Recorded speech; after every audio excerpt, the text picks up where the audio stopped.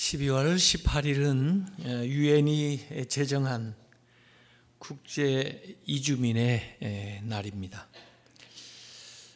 이제 우리 한국에도 많은 외국인들이 와서 살고 있고, 또 우리 한국 사람들도 해외에 나가서 많이 디아스포라가 되어서 살고 있습니다. 물론 이런 정상적인 또 이민 또 취업에 의해서 해외에 나가서 또 국내에 들어와서 사는 분들도 있지만, 오늘 영상에서 본 것처럼 그 난민이 되어서 세계에 떠돌고 있는 사람들이 유엔 통계로 6천만 명이 됩니다. 나라를 떠나서 국적 없이 해외에서 떠돈다고 하는 것은 그야말로 사지에 몰려 있는 사람들이죠. 그 사람들을 우리가 오늘 좀 생각하는 그런 시간을 가졌으면 좋겠습니다. 이게 나라의 아프리카 같은 경우는 내전 때문에 그렇게 발생하기도 하고, 인종 간의 갈등으로 되기도 하고, 또 전쟁으로, 또 아이스 때문에 여러 가지 이유가 있겠습니다. 최근에는 시리아에서 보신 대로 110만의 난민이 발생을 했고, 미얀마에도 난민들이 많고, 또 아프리카에도 난민들이 많이 있습니다. 특별히 북한을 탈북해가지고 우리 한국에 들어와 있는 분들이 3만 명이 넘습니다. 우리 교회도 많이 있습니다만은, 그래도 그분들은 다행이고요. 지금 중국에 지금 떠돌고 있는 탈북자들이 20만 명이라고 추정되고 있습니다. 이런 분들을 어떻게 우리가 돌봐야 되나 하는 생각을 좀 해야 됩니다. 정치가들 가운데 어떤 분들이 훌륭해 보이는지 모르겠습니다. 현재 정치하는 사람들 가운데 저는 뉴스를 보면서 그래도 독일 총리인 앙겔라 메르켈 여성이지만은 참 훌륭한 정치 지도자다, 그런 생각이 좀 들더라고요. 이분은 최근에 4번째 연임에 성공을 해서 이제 16년간 그 총리를 지낼 독일의 아마 최장수 총리가 될 사람인데, 그분이 3선 때 16개 장관직 가운데 6개 자리를 야당에게 내어주었던 사람입니다. 더구나 정치적 라이벌이었던 슈레더 전 총리, 상대 경쟁하는 당인데요, 그분이 추진했던 정책들을 이어받아 가지고 자신이 그걸 마무리했던 사람입니다. 그 전 총리 슈레더가 추진한 실업률을 낮추기 위한 것을 계속해서 노력을 해서 완전 고용 수준까지 낮췄는데, 그 모든 찬사를 전 총리 라이벌이었던 슈레더에게 돌렸습니다. 이것은 경제 복지 개혁으로 독일의 성공에 큰 도움을 주었던 슈레더의 공이다, 이렇게 찬사를 했죠. 이 메르켈 총리는 동독에서 기반을 둔 사람입니다. 동독에서 목사님의 딸로 태어나가지고 통일된 독일의 총리가 된 사람입니다. 말하자면 북한에서 나온 사람이 통일된 대한민국의 대통령이 됐다, 이렇게 생각을 하면 되는 거죠. 대단한 일입니다. 이분을 제가 주목해서 보면서 참 훌륭한 분이다 생각하게 됐던 계기는 시리아 난민이 발생을 해서 각 나라로 살기 위해서 도망을 가는데 국경이 막혀서 또 넘지를 못하고 다 막아두기 때문에 죽고, 또 바다로 보트를 타고 가다가 뒤집혀서 죽고, 그럴 때 유럽에서 처음으로 이 메르켈 총리가 시리아 난민들을 우리나라 독일에서 받아들이겠다, 모든 난민을 다 우리 독일에서 수용을 하겠다라고 나왔어요. 자그만치 그 인원이 80만입니다.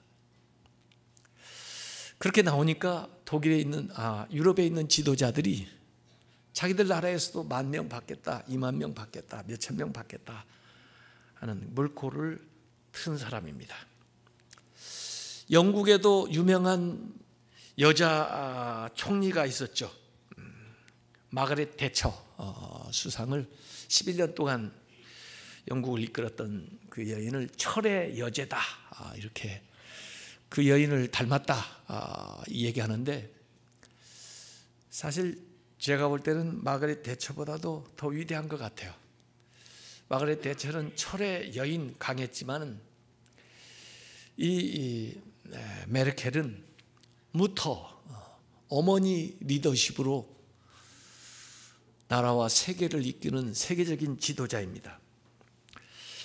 그는 경청할 줄 알고, 소통할 줄 알고, 통합할 줄 알고, 또 상대편 다른 당과도 같이 합의하면서 화합을 이끌어내고, 또 자기가 실수하고 잘못한 것, 잘못 공약한 것에 대해서는 사죄하고 실패를 인정하고 고칠 줄 아는 그런 지도자인 것 같습니다. 앞으로 임기가 더 많이 남았으니까 한번 지켜보세요. 어떻게 하나. 그분은 일본에 왔을 때도요, 일본 총리하고는 굉장히 대조적인 면을 보였습니다.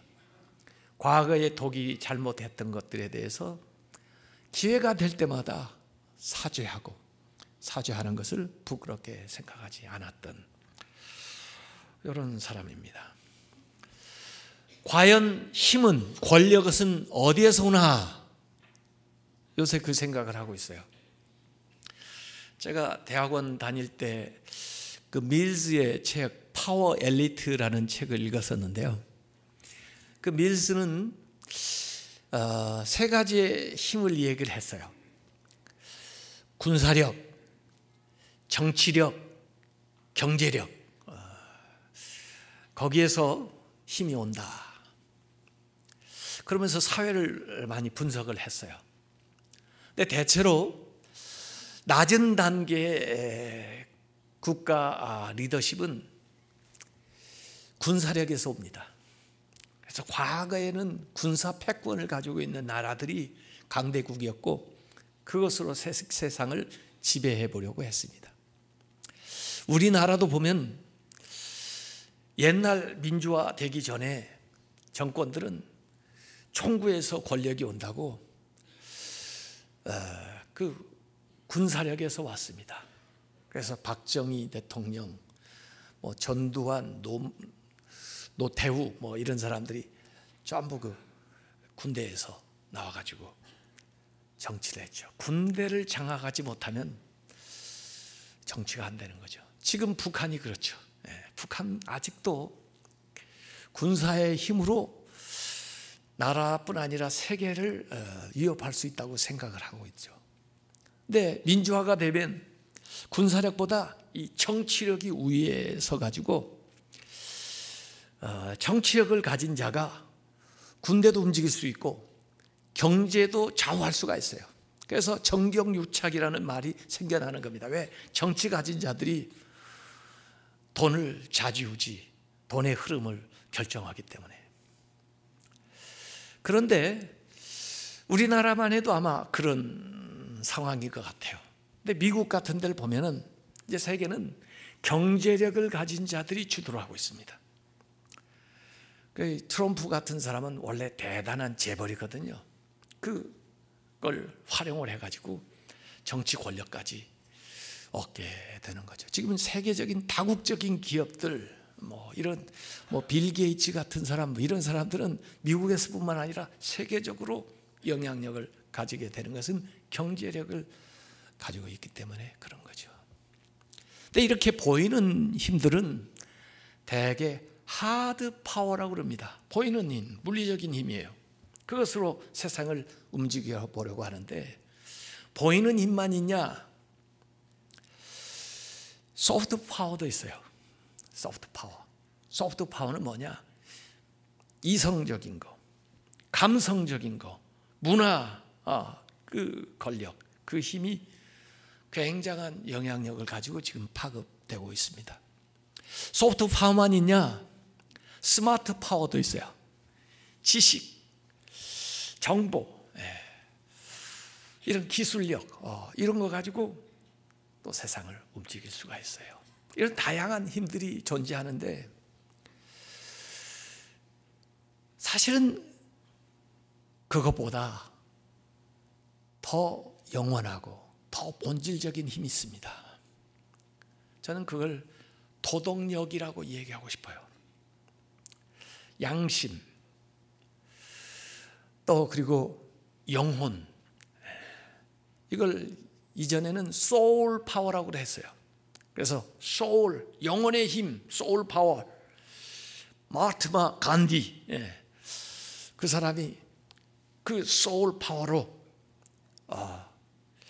군사력도 없이 영국에 대항해서, 또 마틴 루터 킹, 소울 파워, 그 도덕적인 힘으로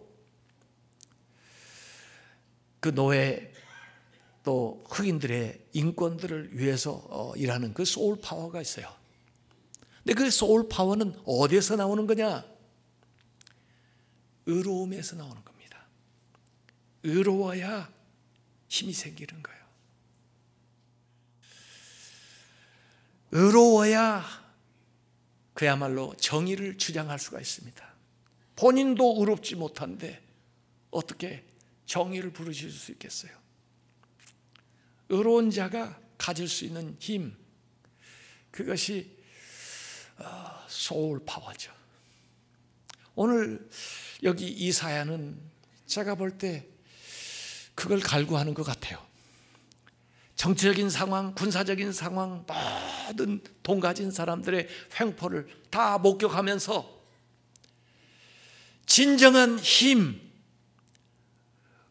의의 왕이 도래할 것을 선언하고 있습니다. 그것이 오늘 이사야서 32장 1절 말씀입니다. 보라, 기대하라. 장차 한 왕이 나타날 건데 공의로 통치할 거예요. 그분이 의롭기 때문에 그의 통치가 의로운 거예요. 공의로 통치할 것이요, 그와 함께 일하는 방백들이 정의로 다스릴 것이라 라고 예언을 하고 있는 거죠. 그래서 지금까지 경험한 어떤 왕도 할 수 없었던 그 일을 그분이 하시는 겁니다. 왜? 의롭기 때문에. 그 의로움의 힘으로 감당해 나가는 겁니다. 마치 우리가 죄를 지어서 죄인이 됐어요. 그러다 보니까 죄인이기 때문에 항상 하는 게 죄예요. 의롭지 않고는 의로운 통치를 할 수가 없습니다. 세상의 어떤 왕도 절대적으로 의롭지 못하기 때문에 상대적으로 몰라도요, 온전한 의를 실현할 수가 없는 겁니다. 그래서 온전한 의의 왕 메시아가 오셔야만이 그야말로 하나님의 나라, 온전한 공의와 평화가 실현된다 하는 것을 이사야 선지자는 이 32장에서 예언하고 있는 겁니다. 이 의로운 통치가 이루어지게 되면은 서럽고 고통받고 가난하고 매맞고 억눌림 받았던 그 모든 사람들에게 아름다운 결과가 오게 될 거고, 그것이 2절부터 4절까지 언급되어 있어요. 악한 자들, 악한 통치자들, 이들은 심판에 처하게 된다 하는 것이 5절부터 7절까지 나와 있습니다. 이 의로운 왕은 선한 자들에게 한마디로 피난처가 될 거요, 악한 자들에게는 심판자가 될 거다라고 하는 것을 얘기하고 있는 겁니다. 2절에는요 굉장한 은유가 나오는데요, 이 은유는요 광야 생활에서 나오는 거예요. 이스라엘이 광야 생활을 많이 했습니다. 애굽에서 가나안까지 오도록 40년을 광야 생활했고요, 또 심지어 가나안에 살면서도 광야가 바로 지척거리에 있어요. 그래서 얼마든지 광야를 경험을 하고 광야 생활하다가 또 나아진 생활하다가 또 광야 생활하다가 그럴 수 있어요. 그래서 이스라엘 가서 진짜 성서 현장을 체험하려면 광야에 나가가지고 며칠 동안 광야 경험을 해봐야 성경이 이해가 돼요. 저도 거기 성서 현장에 가가지고 아마 광야 체험을 오래는 못하고 하루 이틀 이렇게 가서 해본 적이 있는데요, 광야에 가면 제일 우선 맞닥뜨리는 것이 모래바람입니다. 모래 폭풍이 밀려오면요,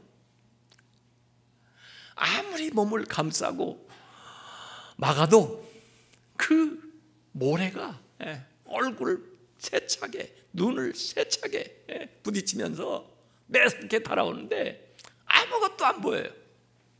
그리고 몸속 깊이 그 모래가 스며들어 괴롭게 만듭니다. 심지어 숨을 쉴 수가 없어요. 마스크를 써도 숨을 쉴 수가 없어요. 엎드리지 않으면, 모래 폭풍 지날 때까지 누워있지 않으면 숨이 막혀 죽을 지경입니다.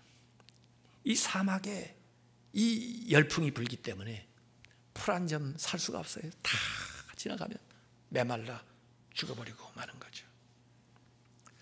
어디 그뿐입니까? 그 광야에 갑자기 폭우가 쏟아지면 어디 그 비를 피할 데가 없는데, 위에서 쏟아지는 폭우만이 문제가 아니라 갑자기 사방에서 강물이 부어가지고 물이 밀려옵니다. 평소에 다니던 길이 그냥 냇가가 되고 강이 돼가지고 물이 쏠려오는데 어디에서 물이 나타난지도 모르겠어요. 그쪽 지역은 석회암 지역이라 비가 오면 땅으로 스며들었다가 어느 지점에서 솟아 나오기 때문에 위에서만 비가 오는 게 아니라 폭우가 쏟아지면 아래서 물이 쏟아 나오기 때문에 걷잡을 수 없이 단시간 내에 밀려오는 그 큰 범람한 물을 피할 길이 없어서 물에 휩쓸려 죽을 수밖에 없는, 그게 광야입니다.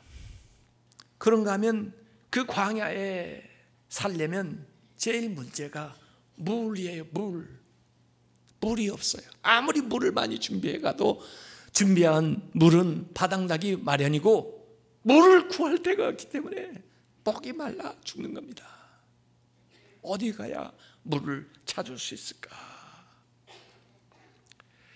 더구나 그 광야길에는 맹렬하게 내리쬐는 햇빛 때문에 온몸이 다 익어버릴 것 같아요. 그래서 아마 광야 생활할 때 하나님이 구름 기둥을 보내셔서 그늘을 만들어 줬나 본데, 그냥 그 땡볕에 노출되어 있으면, 텐트라도 치고 들어가 있지 않으면 죽을 수밖에 없는 그 광야를 생각하면서 오늘 이 2절 말씀을 얘기하는 겁니다. 그 메시아, 그 의의 왕이 오면 어떻게 되냐? 4가지의 메타포, 비유를 들어가지고 설명을 했어요. 32장 2절에. 그 사람은, 그 의의 왕은 뭐이 되냐면 광풍을 피하는 곳이 된다. 그 모래 광풍이 불 때 피할 곳이 된다. 폭우를 가리는 곳이 된다. 그 비가 억수같이 쏟아지는데 그걸 막아주는 꽃이 된다는, 마른 땅에 마실 물이 없는 그곳에 냇물 같을 것이며, 곤비한 땅에 태양이 장렬해서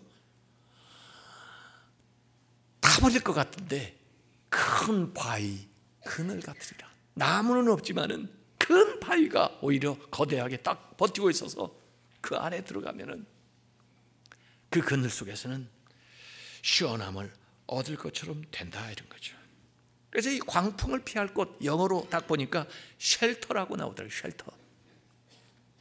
근데 이 쉘터는 사실 이스라엘이 가나안 땅에 왔을 때 하나님이 땅을 분배하면서 그 각 지파마다 쉘터를 하나씩 만들려고 그랬는데 그게 도피성이에요. 도피처를 만들어낸 거예요. 뭘 도피하느냐?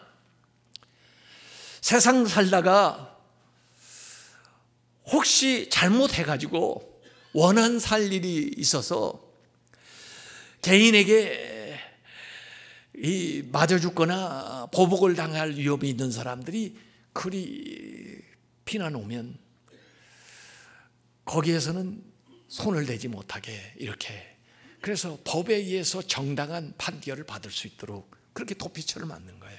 그래서 사실 내가 잘못했지만, 죽어 마땅하지만 그곳에만 가면 살 길이 열리는 거예요. 다시 한번 시작할 수 있는 기회가 열리는 거예요. 그 도피성을 왜 만들려고 그러냐? 그것이 메시아예요. 그것이 예수님의 예표예요. 내가 잘못했지만, 내가 죽을 수밖에 없지만 예수님에게 나와서 in Christ, 예수님 안에 있으면은 예수님이 쉘터, 도피성이 돼서 나에게 새로운 생명과 기회를 주는 거죠. 그래서 사무엘하 22장 3절에 보면은 내가 피할 나의 반석의 하나님이시요 나의 방패시요 나의 구원의 뿌리시요 나의 높은 망대시요 그에게 피할 나의 피난처시요 쉘터, 나의 구원자시라. 나를 폭력에서 구원하셨도다. 하나님은 이렇게 부르는 거예요. 다윗도 광야 생활을 많이 했습니다. 그때마다. 그래도 하나님이 피난처가 되셔서 자기를 도와주시니까 피난처라는 단어가 시편에 16번 나오는데 시편 55편 8절에 내가 나의 피난처로 속히 가서 폭풍과 광풍을 피하리라 하였도다. 세상의 그 폭풍, 인생의 폭풍, 거기에서 주님 앞에 나와서 우리가 안식처를 얻게 되는 거예요. 그래서 예수님의 제자들도 갈릴리 바다에서 광풍이 불 때 주님이 가셔서 잠잠하라, 그러고 그걸 구해 주셔요. 광풍, 레기온, 군대 귀신 들려서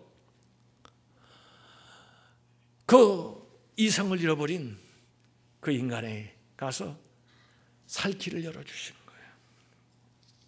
그래서 오늘 우리가 찬송을 70장 불렀습니다. 피난처 있으니 환난을 당한 자 이리 오라. 땅들이 변하고 물결이 일어나 산 위에 넘치되 두렵지 않네. 3절에 만유주 하나님 우리를 도우니 피난처요 세상의 난리를 그치게 하시니 세상의 창급이 쓸데없네. 코리 텐 붐이라는 여사가 있는데 그분이 쓴 책이 주는 나의 피난처, 간증집이에요. 하이딩 플레이스.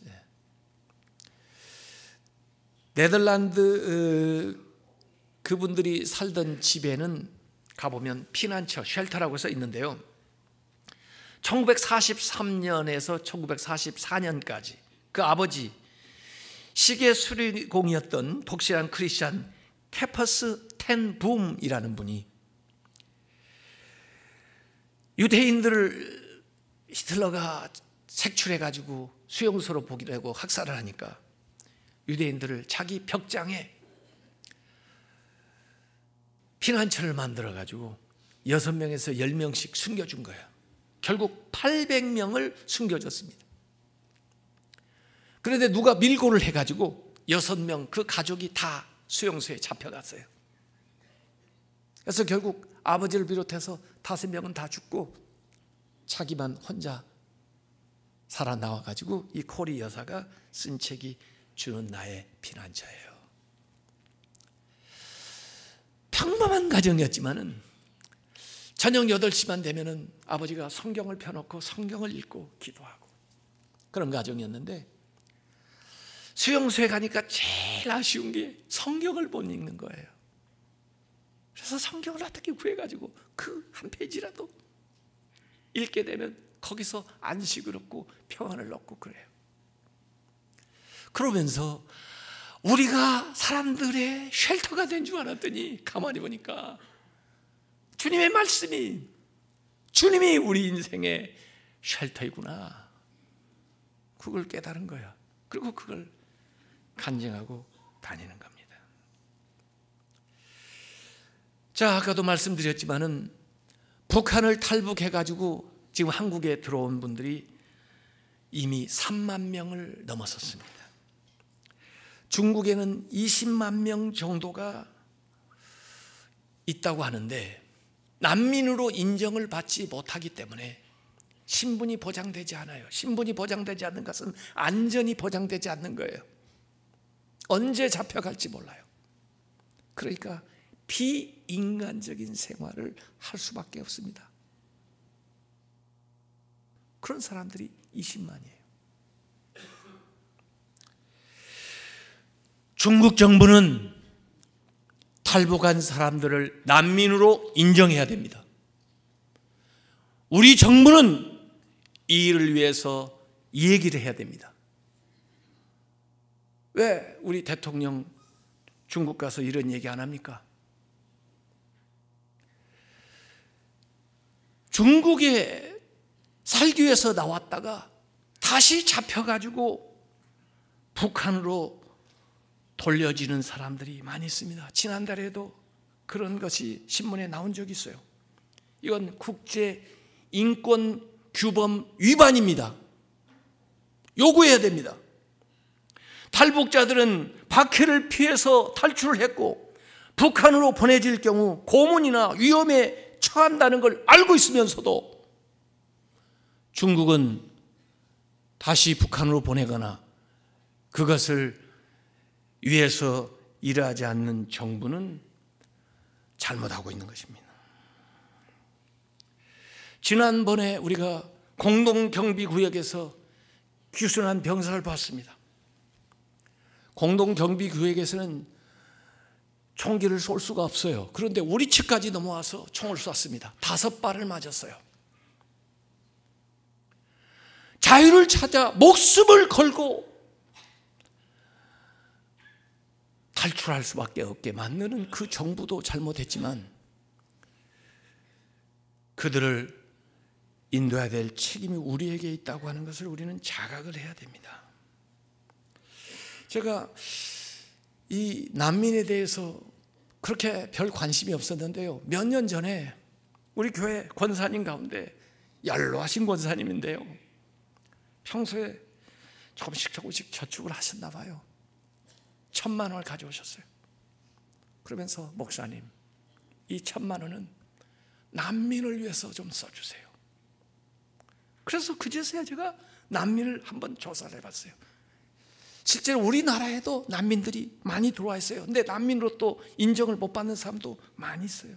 또 그들을 돌보는 단체도 있어요.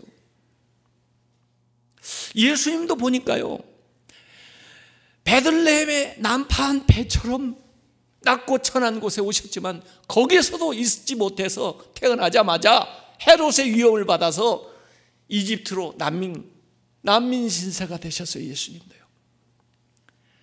그래서 나그네에 대해서 관심이 많습니다.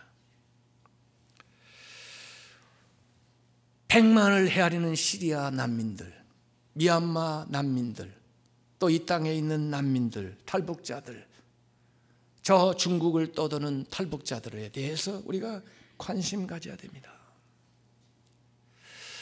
이 성탄절에 그들을 위해서 그들의 쉘터가 되신 예수님을 생각을 해봐야 돼요.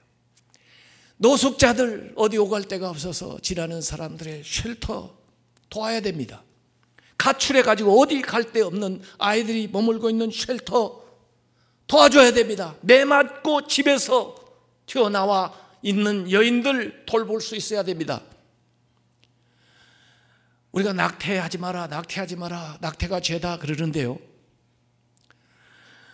그랬으면 미혼모들이 아이를 가지고 어떻게 살아갈 수 있는 길을 열어줘야 될 거 아니에요. 그들을 위한 쉘터도 잘 꾸리고 그걸 도와주고, 입양이 필요하면 입양도 할 수 있게 입양하는 사람도 있고, 그래서 총체적으로 우리가 돌봐야 됩니다. 동성애 나쁘다, 죄다 얘기하는데 동성애자들도 어디 갈 데가 있어야 될 거 아니에요. 어디 보호해주고, 어디 치유해주고, 어디 상담해주고, 어디 보살펴줄 수 있는 데가 있어야 될 거 아니에요. 우리가 쉘터가 돼야 됩니다.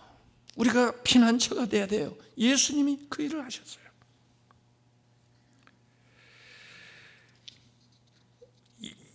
마른 땅에 냇물이 흘러서 이 물의 문제를 해결해 주는데요, 에스겔서 47장 보면은요, 이 성전 문지방에서부터 물이 흘러 내려옵니다. 처음에는 미약하게 시작한 것 같았는데 그 다음에 발목에 차고 허리까지 차고 올라와서 강을 이루어 흐르는데, 강이 흐르니까 그 강가에 나무가 무성하게 자라고 그 강물 안에 물고기들이 자라니까 그 다음에 어부들이 와서 고기를 잡는 일을 하게 돼. 그 황량한 광야가 사람 살 곳이 되는 거예요. 예수님이 내가 생명의 물이다, 나를 믿는 사람은 그 안에서 생수의 강이 흘러나리라, 이렇게 말씀을 하셨어요. 예수님께서 생명의 물을 공급한 것처럼 우리가 메마른 목마른 나그네들에게 물 한 병이라도 공급하는 삶을 살아가야 됩니다. 큰 그늘, 큰 바위처럼 주님께서 이 땡볕 내리는 광야에서 큰 바위 그늘이 되어주셨어요. 마태복음 11장 28절에 수고하고 무거운 짐진 자들아 다 내게로 오라, 내가 너희를 쉬게 하리라. 이런 의로운 통치자가 나오게 되면요,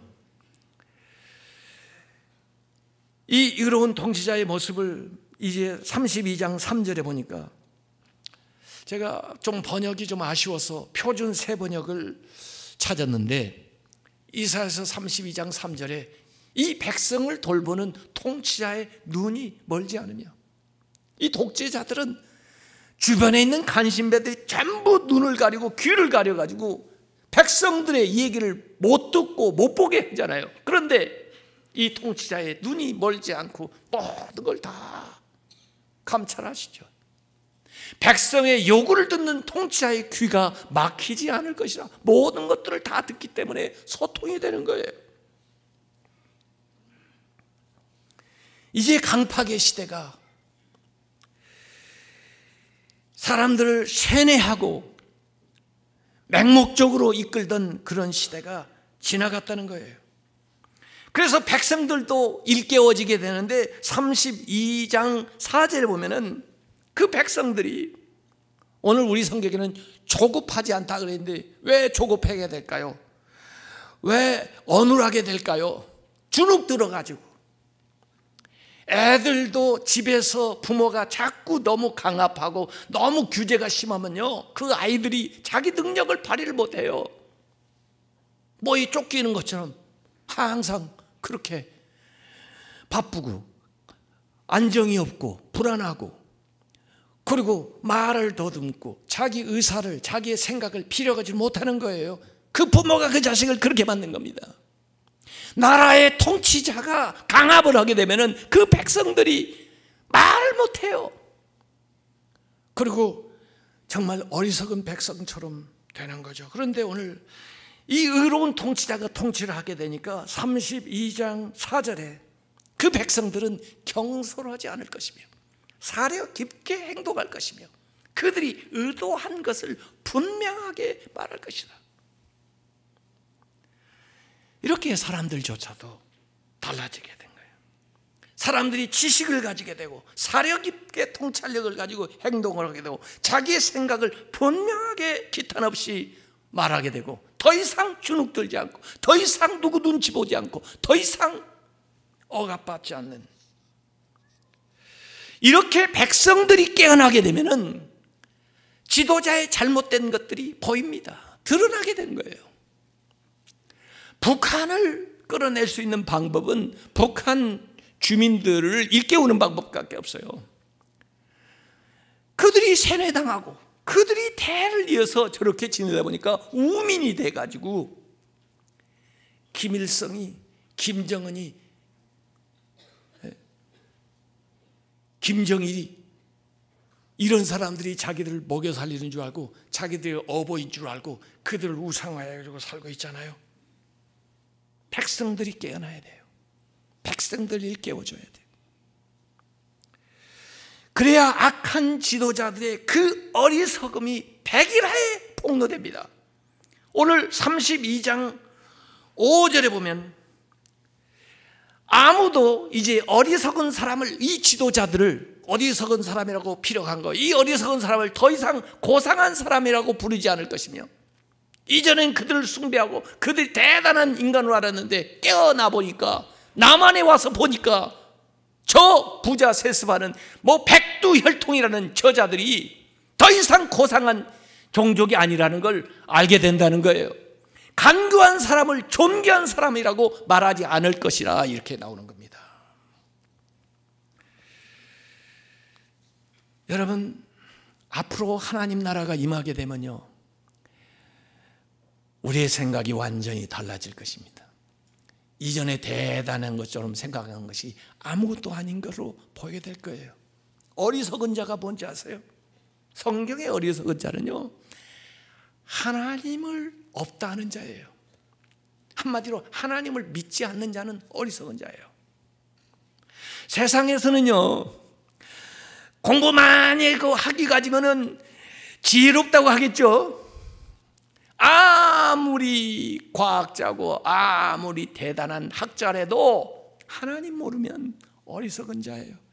한 가지 모르는 거 아니에요. 전부 모르는 거예요. 그 한 가지 때문에.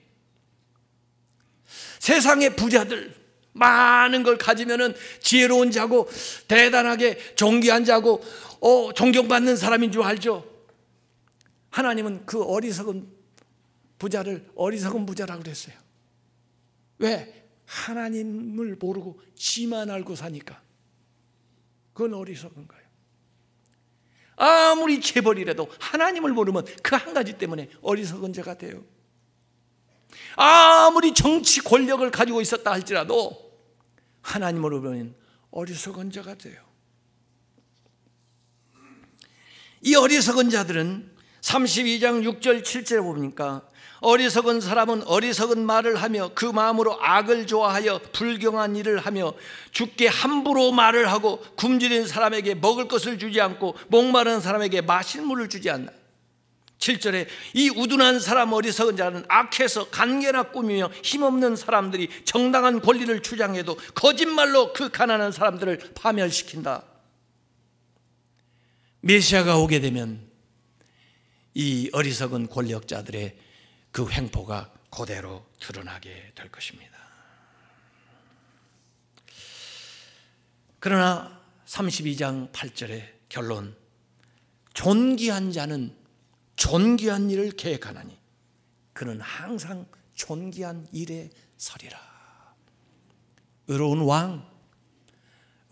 왕의 통치를 받는 자들은 그의 쉘터, 그의 피난처에서 안식을 얻으면서 하나님이 주시는 평강과 의를 누리게 될 것입니다. 그 메시아가 올 때까지 그 메시아를 기다리면서 우리도 그 의로운 왕이 하실 일들에 대한 우리 나름의 노력을 행하는 것, 그것이 바로 대임절의 정신을 이어받아 그 주님을 기다리는 신자들의 행동이 되어야 되리라, 이렇게 생각을 합니다.